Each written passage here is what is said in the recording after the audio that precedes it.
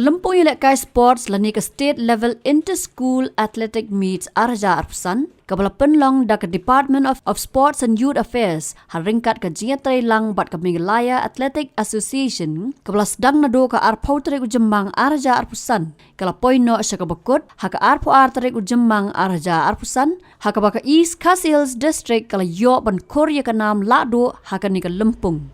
Yakani ke Lempung lawan berpenhap perda dau rakam sangma Menteri Beri Kmi ia ketenat puli putih ke Sarkar Jela haringkat ke jian don lang Didi Shira Director of Sports and Youth Affairs nolor kiwai.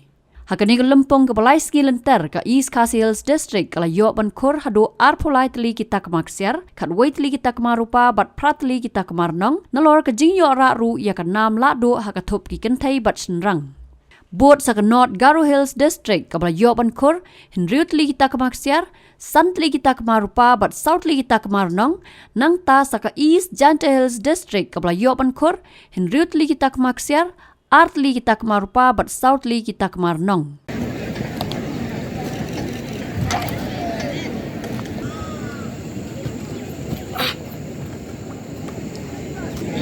5 kilo.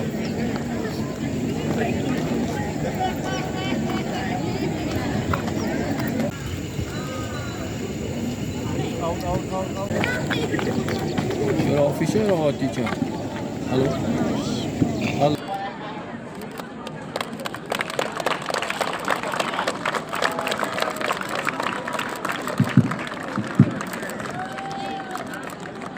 At this moment, I on behalf of one and all would like to declare that state level inter-school athletic meet 2025 closed. Thank you so much.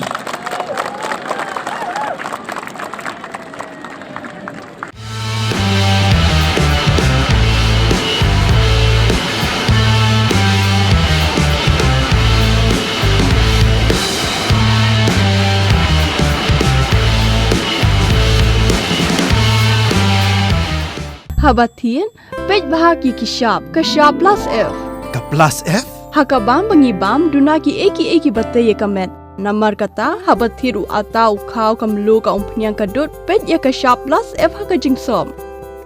Yaki nutrient kumki vitamin bat ka ayan la icon diat bat ka bathau bha kam kta ika dur jingki marbam ka jingma lani ka rukom shed yaki. Balehi banai kita.